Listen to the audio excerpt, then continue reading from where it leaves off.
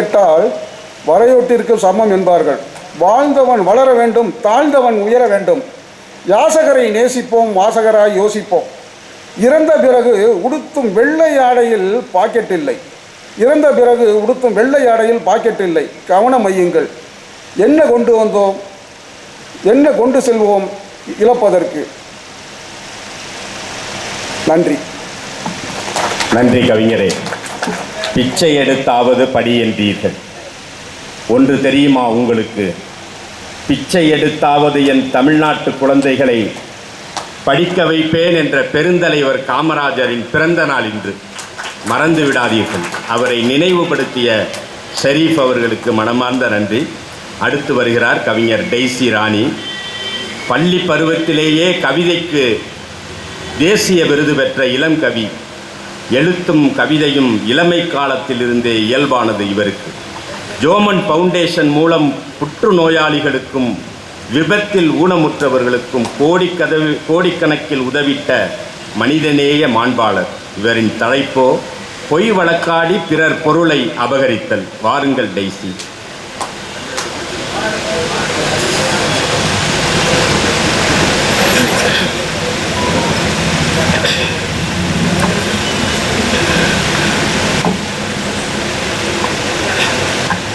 தத்தி தத்தி என் நாவில் வளரும் தங்க கவித்தமிழே, தேர்ந்தெடுத்த வார்த்தைகளில் தேன் தடவி கவி படைத்து மன்றத்தில் செம்மாந்து வீற்றிருக்கும் சீர்மிகு கம்பனே, அந்த கம்பரசம் பருக வந்திருக்கும் அவை நிறை மக்களே, அழகாய் கம்பனை ஆண்டுதோறும் கொண்டாடும் கம்பன் கழகத்தார்களே, கவிபாட என்னோடு கலந்து குழுமியிருக்கும் கவிஞர்களே, அனைவருக்கும் என் வணக்கம்.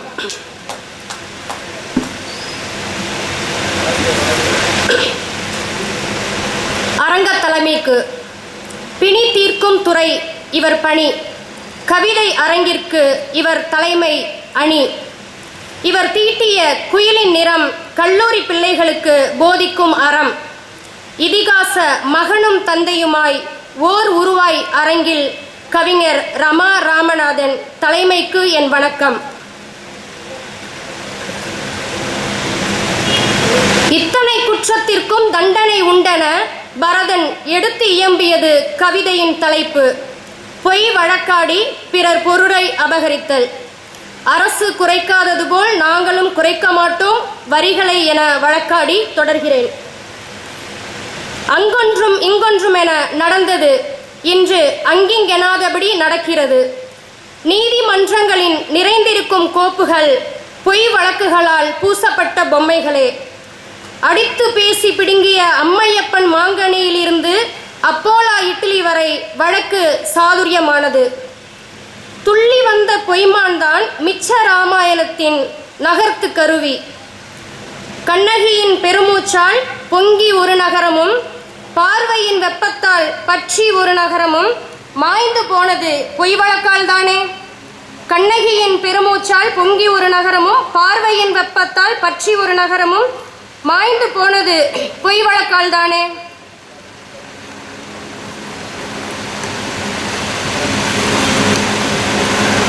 அனுமன் வாள் நெருப்பு மட்டும் இலங்கையை அழிக்கவில்லை. அனுமன் வாள் நெருப்பு மட்டும் இலங்கையை அழிக்கவில்லை. மண்ணை அபகரித்தான், பிறன் மனைவியை அபகரித்தான். வாலி சுக்ரீவன் பகையனும் அஸ்திரம்தானே மிச்ச இலங்கையை மீதமின்றி அழித்தது. இதிகாச கலகப்போர் மூழ்வதற்கும் பிறகிங்கே உலகப்போர் மூழ்வதற்கும் பொய் வழக்கும் பிறர் பொருள் அபகரித்தலுமே ஆதார அஸ்திரம். நாகரிக காலத்தில் நம்மிடையே உலவும் பொய் வழக்காடுபவர் எப்படி இருப்பார் தெரியுமா? அதிர்ந்து பேசாமல் அப்பாவி போலிருப்பார். அக்குளில் ஓர் முகமூடி எப்போதும் வைத்திருப்பார். புன்னகையில் ஓர் புதைகுழி இருக்கும். தவறி கால் வைத்தால் தப்பிப்பது கடினம். தப்பி வந்த அனுபவத்தால் இன்னும் அழுத்தி சொல்லுகிறேன். மீட்டா காலத்து மீட்பர்களும் இவர்களிடம் மண்டியிடத்தான் வேண்டும்.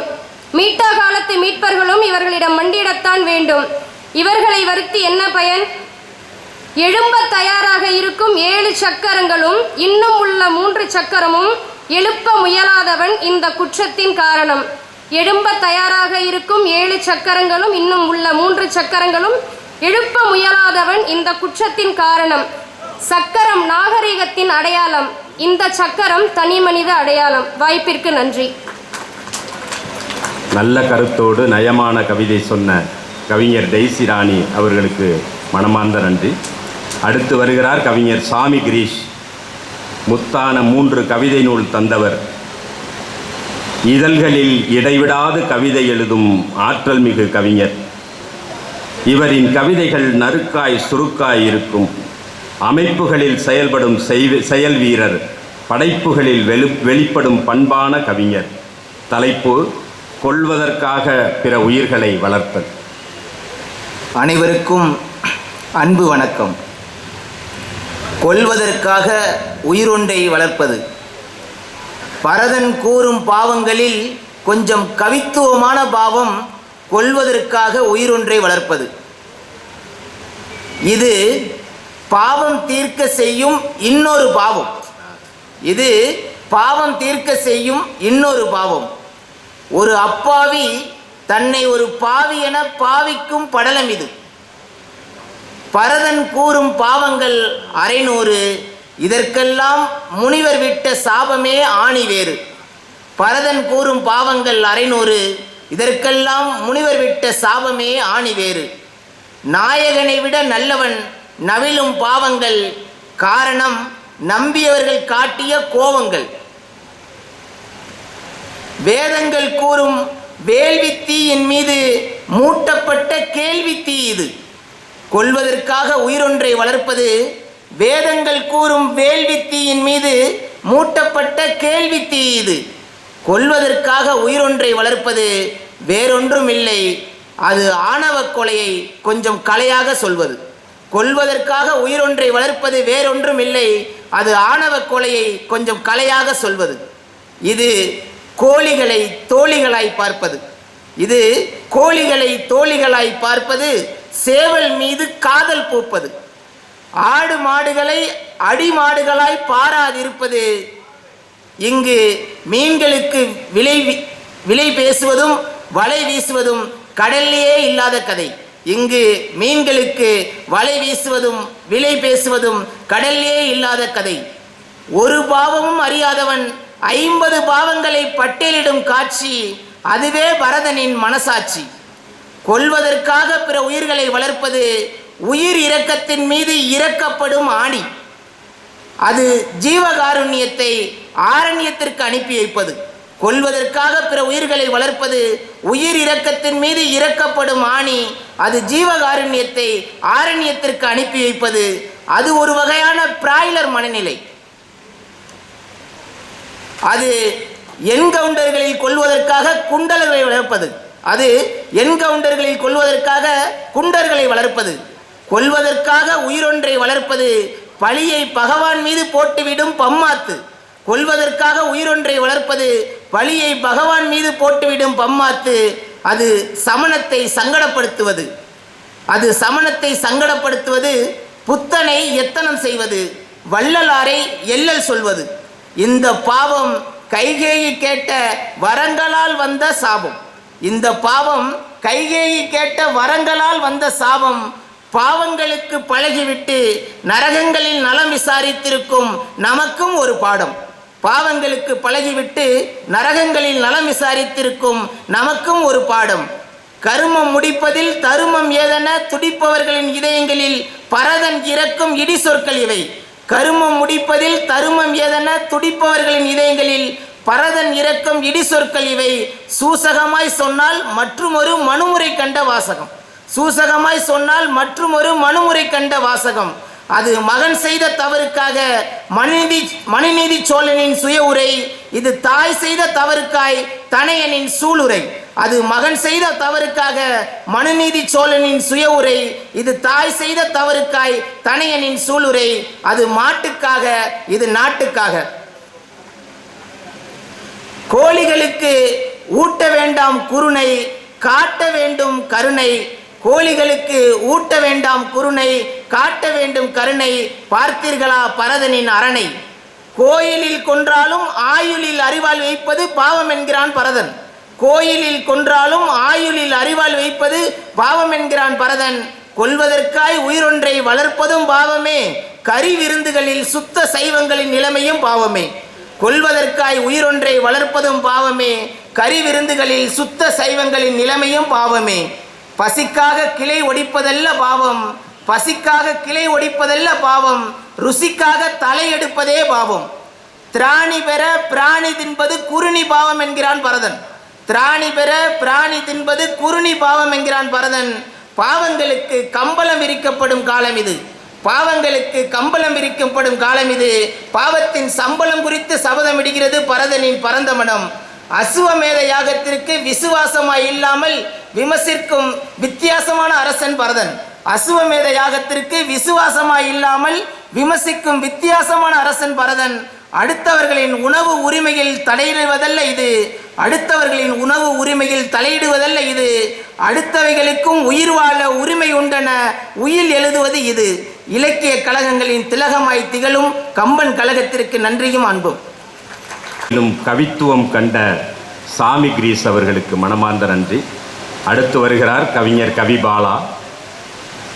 ஒட்டு பொட்டு எனும் அழகான ஹைக்கூ தொகுப்பின் மூலம் வரவேற்பை பல பெற்ற எழுச்சிமிகு கவிஞர். தொலைக்காட்சி விவாதங்களில் வீரியமிக்க வாதம் செய்யும் ஆற்றல் மிகு கவிஞர். பிறர் தரும் ஆட்சியை பெற்று தான் செல்வம் ஈட்டுதல் என்ற தலைப்பு இந்த சமூக போராளிக்கு சரியான தலைப்பு தான். வாருங்கள் பாலா. வணக்கம். கவியரங்க தலைவர் உள்ளிட்ட சக கவிஞர்களுக்கும் சபையினருக்கும் புதுக்கோட்டை கம்பன் கழகத்தாருக்கும் வணக்கம். பிறர் தரும் ஆட்சியை பெற்று தான் செல்வம் ஈட்டுதல். சேதுவை மேடுறுத்தி வீதி சமைத்து விட்டோம், சேதுவை மேடுறுத்தி வீதி சமைத்து விட்டோம். வீழாத பாலங்களில் குண்டும் குழியுமாகாத சாலைகளில் மக்கள் பத்திரமாய் வீடு திரும்புகின்றனர், மக்கள் பத்திரமாய் வீடு திரும்புகின்றனர்.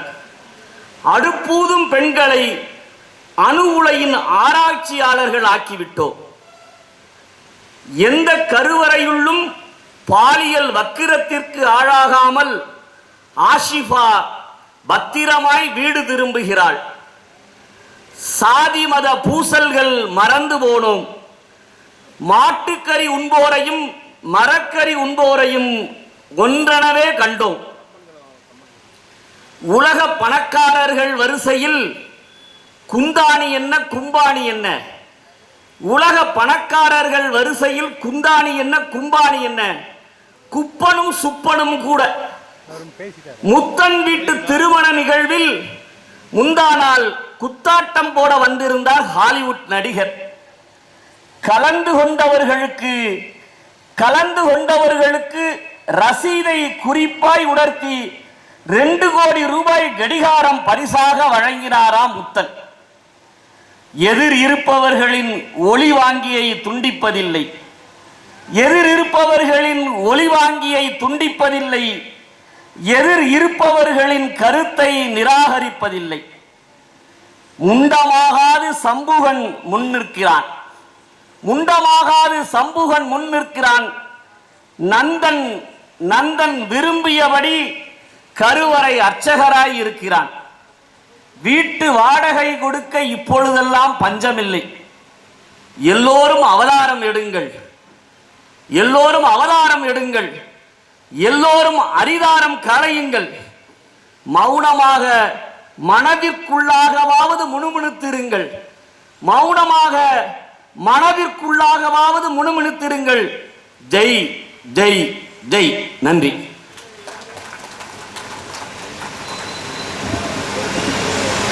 அடுக்கு கவிதைகளை அழகாய் படைத்திட்ட கவிபாலா நன்றி. அடுத்து வருகிறார் கவிஞர் கீதாஞ்சலி மஞ்சன் அவர்கள். எழுத்து இவரது சுவாசம், அதில் எப்போதும் கவிதை வாசம். படைப்புகள் தொகுப்புகள் பலவாய் பரிணமித்தாலும் இடைவிடாது எழுது வரும் இவர் ஒரு பள்ளி ஆசிரியர். அது மட்டுமல்ல, பல நூல்களின் ஆசிரியரும் கூட. இவரது தலைப்போ பொய் வழக்கு தொடருதல். அனைவருக்கும் வணக்கம். பரதன் பட்டியலிட்ட 50 பாவங்களில் என் பாவம் மட்டும், அதாவது பொய்யாக வழக்கு தொடருதல் பாவப்பட்ட ஜென்மமாய் 4 மணி வரை திக்கு தெரியாமல் திணறிக் கொண்டிருந்தது.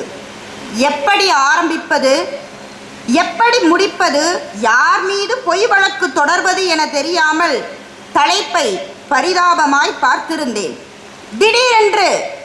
திடீரென்று வடிவேலு டிவியில் இங்கிட்டும் அங்கிட்டுமாய் கிணத்த காணோம்னு அலறி அடிச்சு ஓடினார். சிரிச்சு வயிறு வலிச்சு போச்சு. நீங்களும் அந்த ஜோக்கை பார்த்துருப்பீங்கன்னு நினைக்கிறேன், சிரிச்சிருப்பீங்க. பிறகு அந்த வழக்கு என்ன ஆனது தெரியுமா? அந்த வடிவேலு வழக்கு என்ன ஆனது தெரியுமா? கிணத்த காணோம்னு வடிவேலு தொடுத்த வழக்கு நீதிமன்றம் போனுச்சாம்.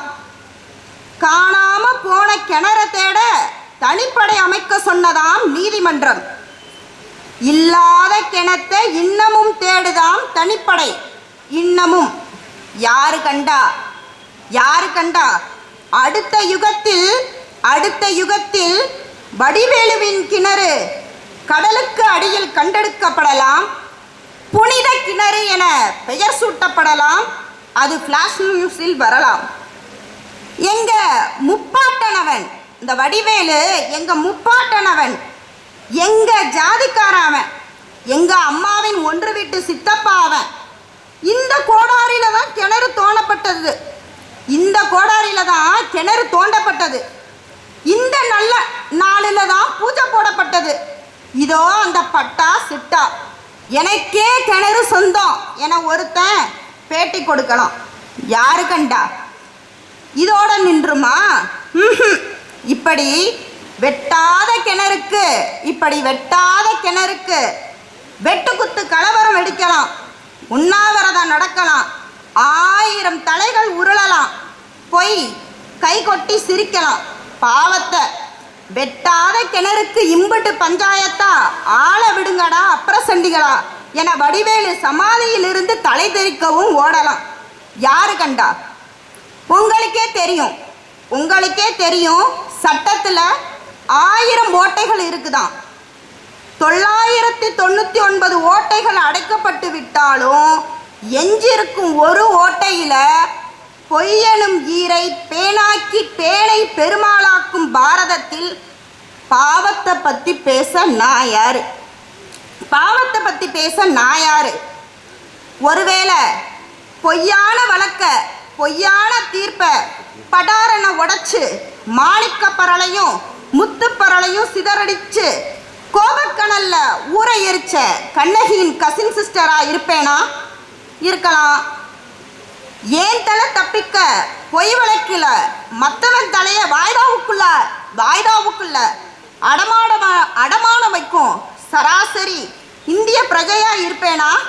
இருக்கலாம். ஒருவேளை எனக்கு பாதிப்பில்லாத வரைக்கும் எந்த பாவத்தையும் கடந்து செல்லும் உங்கள ஒருத்தியா இருப்பேனா? இருக்கலாம். நன்றி. நம்மோடு பேசுவது போல் கவிதை சொல்லி, ஏராளம் தகவல் சொல்லி, வடிவேலுவின் உறவினர் என்பதையும் தகவலையும் கூடுதலாய் சொல்லி நல்ல கவிதை தந்த கவிஞருக்கு நன்றி. 4 மணியிலிருந்து தடுமாறியதாய் தகவல் சொன்னார். 20 தலைப்பு சிந்திக்க எவ்வளவு நாள் நான் தடுமாறி இருப்பேன் யோசித்தீர்களா? நன்றி கவிஞரே. அடுத்து வருகிறார் கவிஞர் பீர் முகமது. மனிதத்தின் ஊற்று இவர், நட்பின் இலக்கணம், நாடறிந்த படைப்பாளியாய் வலம் வரும் கவிஞர் பீர் முகமது. நம்பிக்கை எழுத்தாளர், விருதுகள் பலவென்ற சாதனையாளர், தமிழரின் பழமையெல்லாம் தேடி பொருளாய் சேகரித்து இன்றைய தலைமுறைக்கு காட்சிப்படுத்தும் தமிழ் நேசர். வாருங்கள் பீர். ஏழை மக்களின் உணவை வீணாக்குதல் என்ற தலைப்பில் பேச வருகிறார். நிறைய பேர் என்னிடம் கேட்டார்கள், பீர் என்றதும் அவருக்குத்தான் குடிப்பழக்கம் தலைப்பு கொடுப்பீர்களா என்று கேட்டார். இல்லை, அவருடைய முகம் அது தமிழரின் முகம் என்பதால் ஏழை மக்களின் உணவை வீணாக்குதல் எனும் நல்ல தலைப்பை அவருக்கு கொடுத்தோம். வாருங்கள் கவிஞரே. அனைவருக்கும் மாலை வணக்கம்.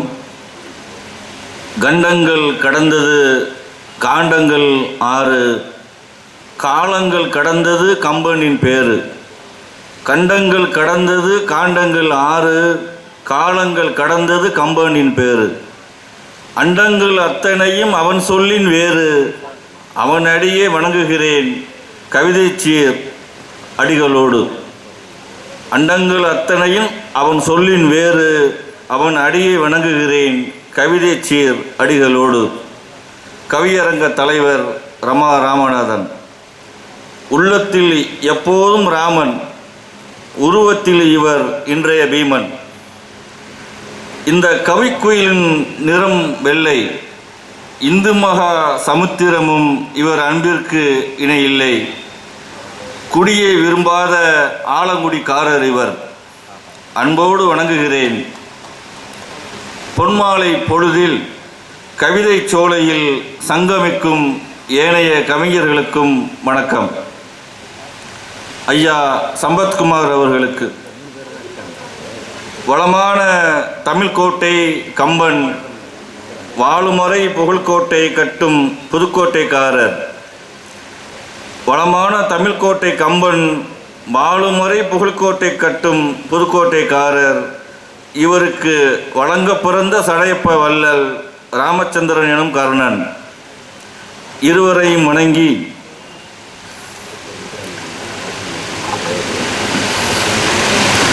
பரதன் பட்டியலிடும் 50 பாவங்களில் ஒன்று ஏழைகளின் உணவை வீணாக்குதல். வீணாகும் உணவை ஏழைக்கு இடுதல் மனித வழக்கம். ஏழையின் உணவையே வீணாக்குவதால் வறுமைதான் நிலைக்கும். அதனால் அணையா அடுப்பை வள்ளலார் உருவாக்கினார். பசித்தி அவர் பந்தியில் அணைகிறது. இன்றிருக்கும் உணவகங்கள் பசியை தீர்க்கும், நம்முடைய பணத்தையும் தீர்க்கும். வீடு தேடி வருகிறது பொட்டல உணவுகள், நாடு கடத்தப்பட்டு விட்டது விருந்தோம்புகள். தனியொரு மனிதனுக்கு உணவு என்றார், ஜகத்தினை அழிக்கச் சொன்னான் பாரதி எனும் கவிஞன். ஏழைகள் வயிற்றில் அடிக்காதீர் என்றான் பரதன். எரிமலை தீயை விட கொடுமையானது ஏழையின் பசித்தி என்றார் மாவோ எனும் அறிஞன். அன்னசத்திரம் 1000 கட்டினார்கள் அன்றைய மன்னர்கள். தன்னை இழந்து அன்னதானமிட்டனர் ஆண்டவன் பெயரால் பெரியவர்கள். காரணம், பசி என்பது பரதகண்டத்தில் இருக்கக்கூடாது என்ற பரதனின் பண்பு.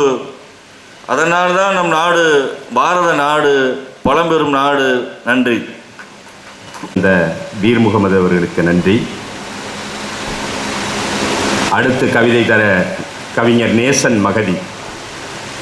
இதழ்கள் தொடங்கி முகநூல் வரைக்கும் தினமும் கவி எழுதும் திடமான கவிஞர், பரிசுகள் பல பெற்ற நல்ல படைப்பாளி. இவரின் தலைப்போ பிறர் செய்த நன்றியை மறத்தல். அனைவருக்கும் இனிய மாலை வணக்கம். கம்பன் கழக தலைவர்,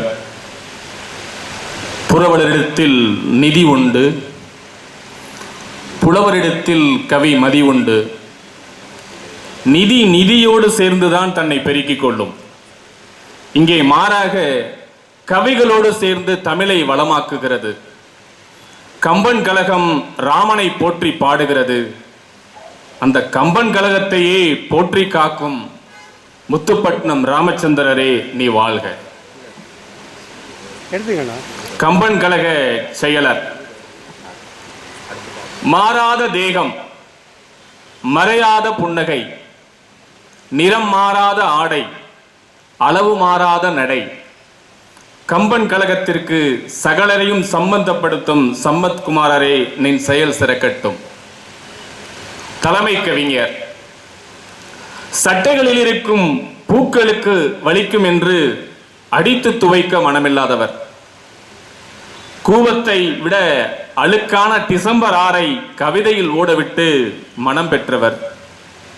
சுகாதாரத்துறையில் அதிகாரி. துறையை மட்டுமல்ல, தன் கையையும் சுத்தமாகவே வைத்திருப்பவர். தலைமைக்கு வணக்கங்கள்.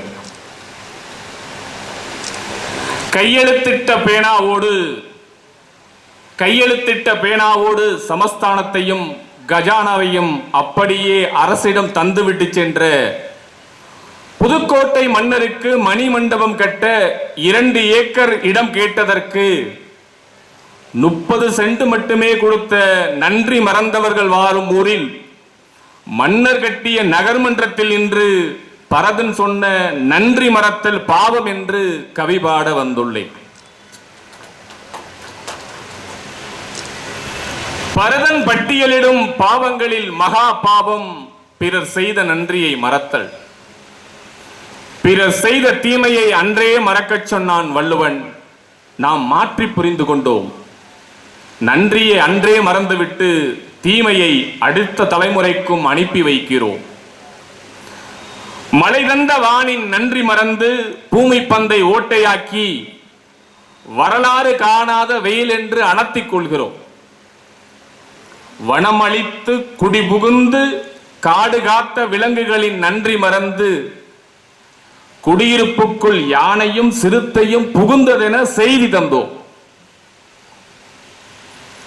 ஆற்றிலும் குளத்திலும் அள்ளி குடித்த நன்றி மறந்துவிட்டு ஆற்றிலும் குளத்திலும் அள்ளி குடித்த நன்றி மறந்துவிட்டு அசிங்கமாய் ஆக்கிரமிப்பு செய்து அழகழகாய் வீடு கட்டினோம்.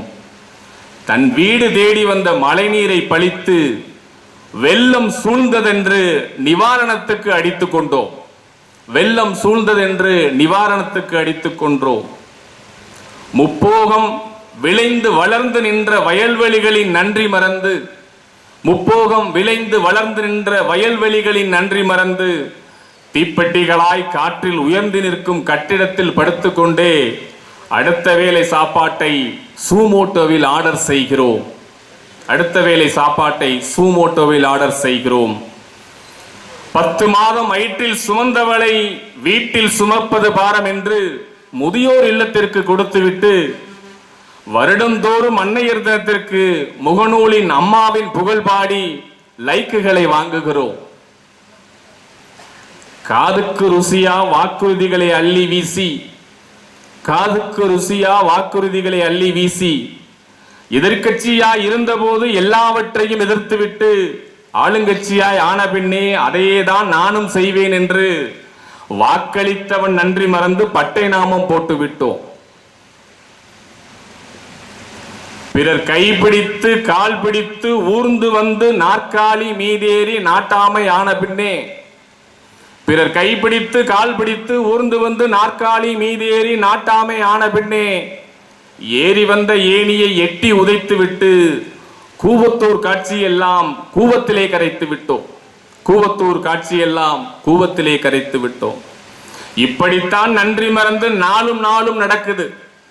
இப்படித்தான் நன்றி மறந்து நாளும் நாளும் நடக்குது. இதையெல்லாம் பார்த்து பார்த்து தன்னை மாற்றிக்கொள்ளாத நல்ல மனங்களால் தான் பூமி இன்னும் சுத்துது. இதையெல்லாம் பார்த்து பார்த்து தன்னை மாற்றிக்கொள்ளாத மனங்களால் தான் பூமி இன்னும் சுத்துது. ஒரு ரொட்டி துண்டை வீசி எறிந்தாலே ஒரு ஜென்மத்துக்கு வாலாட்டும் நாய். ஒரு ரொட்டி துண்டை வீசி எறிந்தாலே ஒரு ஜென்மத்துக்கும் வாலாட்டு நாய். ஆனாலும் நாம் நன்றி மறந்தவர்களை திட்டிக்கொண்டே இருக்கிறோம். நன்றி மறந்தவர்களை திட்டிக்கொண்டே இருக்கிறோம். நன்றி கெட்ட நாய் என்று. நன்றி மறவாதிருக்க நம்மை பண்படுத்துவோம். வாய்ப்பளித்ததற்கு நன்றி கூறி விடைபெறுகிறேன். நன்றி, வணக்கம். நன்றி கவிஞரே, அருமை. தீ மூட்டம் போட்டு உணவு சமைத்து சாப்பிட்ட நாம் இப்போது சூமோட்டோவில் உணவு உண்கிறோம் என்று அழகாக படைத்திட்டார். வாழ்த்துக்கள் கவிஞரே. அடுத்து வருகிறார் மரியாதைக்குரிய மருத்துவர் இந்திராணி அவர்கள்.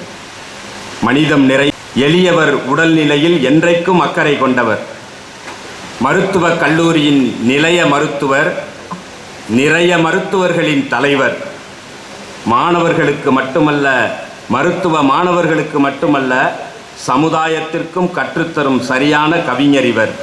தலைப்பு ஆண் தன்மையோ பெண் தன்மையோ இல்லாதிருத்தல். வாருங்கள். இன்று கம்பன் திருவிழாவில் என் கம்பனுக்கு கவி எடுக்க கருத்தந்த கன்னித்தமிழே, வண்ணத்தமிழே, உனை வணங்குகின்றேன். கவியமிதை பருக இந்த அவையில் அமர்ந்திருக்கும் அனைவருக்கும் என் அன்பான வணக்கங்கள். எனக்கு கொடுக்கப்பட்ட தலைப்பு ஆண் தன்மையோ பெண் தன்மையோ இல்லாதிருத்தல். ஆண் தன்மை எனின் அறிவு, நிறை, ஓர்ப்பு கடைப்பிடி. அதாவது ஒரு பொருளை ஆராய்ந்து தீது நீக்கி நல்லது நோக்கி நலமது பெற்று உரியவை தனை உரித்தாக்குதலே ஆண் தன்மையின் அடையாளம். பெண் தன்மை எனின் அச்சம், மடம், நாணம், பயிர்ப்பு, அறிவுடைமை, அன்புடைமை, சினமின்மை, பொறாமையின்மை ஆகியவை விளங்க கூறின் ஒரு பெண் பயம் கொள்ளாது அன்பு கொண்டு அறிவு கொண்டு பிடிவாதமின்றி நல்லன ஏற்று பிறருக்கு துன்பம் தராதிருத்தலே. தயவு செய்து நாம் இராமாயண கதைகள் தற்போது நுழைந்தால்தான் இந்த ஆண் தன்மை பெண் தன்மை பற்றி புரியும். எங்களுக்கு ராமாயண கதை தெரியுமே, அது ஏமா நீ இங்கே திருப்பி வந்து சொல்ல வந்துட்டேனே யாரும் சங்கடப்பட வேணாம் என்பதை இந்த நேரத்தில் தெரிவித்துக் கொள்கின்றேன். முறையிட்டவன் பரதன் பாவங்கள் 50 பட்டியலிட்டான். சூழ்ச்சி நான் செய்திருந்தால் என்னை சூழட்டும் நரகம் என்றான். கோசலையின் கண்களில் கொட்டியது கண்ணீர். மும்மையின் நிறை குணத்தவன் நின்னினும் நல்லன் எனும் கோசலையின் வார்த்தைகளால் சிகரம் போல் உயர்ந்து நின்றான் பரதன். பரதன் மூலம் கம்பன் அறம் செய்ய விரும்பினான். பாவங்கள் 50 அது பாதகமானது, நரகத்தை நோக்கி நகர வைப்பது. மனித குலம் மாண்புறவே கம்பநாடன் காட்டிய மகத்தான காட்சி இது. 5 வயதில் அண்ணன் தம்பி, 10 வயதில் பங்காளிகள், பழமொழிகளை பொய்யாக்கிய பண்புமிக்க ராம சகோதரர்கள். பங்காளி சண்டை ஏதுமில்லை, பாகப் பிரிவினையோ பார்க்க முடியவில்லை. அண்ணன் ராமனின் துயர் தீர்க்க அன்பான தம்பிமார்கள் அயராது உழைத்தனர். வாய்க்கால் வரப்பு தகராறு ஏதுமில்லை, நீதிமன்ற வாசலில் நின்றது கூட இல்லை. சதித்திட்டம் தீட்டப்பட்டதாய், சாட்சிகள் திருத்தப்பட்டதாய் சாத்தியக்கூறுகள் எதுவும் தெரியவில்லை. தம்பிமார்கள் தவித்து நின்றனர். அண்ணன் ராமனின் விரல் அசைவுக்காய் காத்து கிடந்தனர். அதில் பரதன் உயர்ந்தவன். வில்லால் உயர்ந்தவன் ராமன் என்றால் தன் சொல்லால் உயர்ந்தவன் பரதன். 7 ஆண்டுகள் காட்டில் முடித்துவிட்டு அண்ணன் இன்னும் அயோத்தி வரவில்லை எனும் தாளா துயரில் தீயை மூட்டுவேன், உடலை தீயினுக்கு தின்னத் தருவேன் எனும் சபதமேற்ற பரதனின் வார்த்தைகளை இங்கே பகிர்ந்திட்டோம் நண்பர்களே. கேட்ட அத்தனை உள்ளங்களுக்கும் கம்பன் கழகத்துக்கும் மனமார்ந்த நன்றிகளை இந்த நேரத்தில் தெரிவித்துக் கொண்டு, எங்களுக்கு தலைமையேற்ற ஐயா மாரிமுத்து அவர்களுக்கும், நம்முடைய கவிதை இங்கே கலந்து கொண்டு வரவேற்பு கவிதை வாசித்த ஐயா முத்துப்பாண்டியன் அவர்களுக்கும், தொடக்க கவிதை வாசித்த நிலவை பழனியப்பன் கவிஞர் அவர்களுக்கும் எங்கள் மனமார்ந்த நன்றிகளை தெரிவித்து, அதோடு இங்கே நன்றி கவிதை படிக்க கண்ணதாசன் வருகிறார். இத்தனை கவிஞர்கள் இருந்தால் கண்ணதாசன் வராமல் என்ன செய்வார்? அவர் கட்டாயம் வருவார். எங்களுக்கு நல்லதொரு நன்றி கவிதையினை இங்கே படைப்பார். வாருங்கள் கண்ணதாசன்.